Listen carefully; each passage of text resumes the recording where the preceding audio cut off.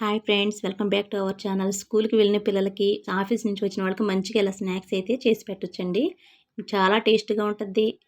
ఒకసారి తిని ట్రై చేసి చూడండి. స్వీట్ కార్న్తో అయితే నేను ఇలా అయితే ట్రై చేశాను. నాకు చాలా మంచిగా వచ్చింది. అలా కొరుకుని తింటే చాలా బాగుంటుందండి. ఇలా స్వీట్ కార్న్ ఒకటి తీసుకోవాలండి. మొత్తం అయితే అక్కర్లేదు, హాఫ్ తీసుకుంటే సరిపోతుంది. అట్లని గింజలను అయితే ఇలా ఒలుచుకోవాలి. వీళ్ళని కొంచెం మిక్సీ అయితే పట్టుకోవాలండి. చక్కాబద్దగా పట్టుకుంటే సరిపోతుంది. నేను అలా మిక్సీలో చూపిస్తున్న విధంగా ఇలా ఇలా కొంచెం పలుకు అయితే ఉండాలండి. అప్పుడే మంచి టేస్ట్గా అయితే ఉంటుంది. ఒక బంగాళదుంప తీసుకోండి, దాన్ని కొంచెం ఉడకబెట్టుకోవాలండి. ఉడకబెట్టుకుని దాన్ని పక్కన పెట్టేసుకోండి. ఇలా మనం మిక్సీ పట్టుకున్నదాన్ని ఒక గిన్నెలో వేసుకుని దానిలో కొంచెం కట్ చేసుకున్న ఉల్లిపాయలు, పచ్చిమిరకాయ ముక్కలు, కొంచెం తీసుకుని పక్కన పెట్టుకున్న మొక్కజొన్న స్వీట్ కార్న్ గింజలు కూడా వేసుకోవాలండి. తరిగి పెట్టుకున్న కొత్తిమీర, మనం బంగాళదుంప ఉడకబెట్టుకున్నాం కదండి, దాన్ని అలా పేస్ట్ చేసుకుని అయితే అలా వేసుకోవాలి. 1 స్పూన్ జీలకర్ర, టేస్ట్కి సరిపడా సాల్ట్, అల్లం వెల్లుల్లి పేస్ట్ 1 స్పూన్ వేసుకోవాలి. శనగపిండి 1 స్పూన్ వేసుకోండి. బియ్యం పిండి 2 స్పూన్ల వరకు వేసుకోవాలి. ఈ మొత్తం అయితే కొంచెం ఇలా మిక్స్ చేయాలండి. వాటర్ అయితే పోయక్కర్లేదు.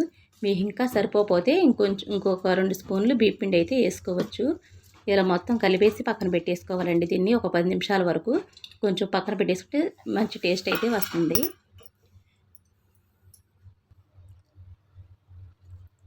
ప్యాన్ పెట్టుకుని కొంచెం వేడి అవనివ్వాలండి. ముందు మనం కలిపేసి పక్కన పెట్టేసుకున్నాం కదండి, ఆ పిండిని తీసుకుని ఇంకోసారి అయితే మిక్స్ చేసుకోవాలి.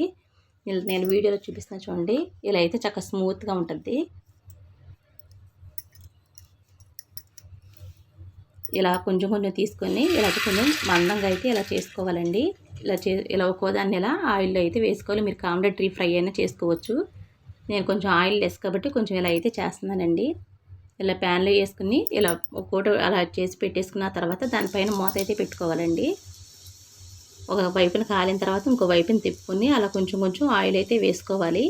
వేసుకున్న తర్వాత మనం మూత పెట్టడం వల్ల అది మగ్గిపోయి పచ్చి వాసన అనేది ఉండదండి. ఇలా చేయండి, మంచిగా తింటారు పిల్లలైతే. చాలా బాగుంటుంది. హెల్తీ రెసిపీ కూడానండి. నచ్చితే లైక్ చేయండి, ప్లీజ్ సబ్స్క్రైబ్. ఇలా ఒకటి తీసుకుని అలా నోట్లో పెట్టుకుని ఉల్లిపాయ ముక్క దానిపైన నిమ్మకాయ పెట్టుకు తింటే మంచి టేస్ట్ అయితే ఉంటుందండి. సూపర్. నచ్చితే లైక్ చేయండి. Thank you.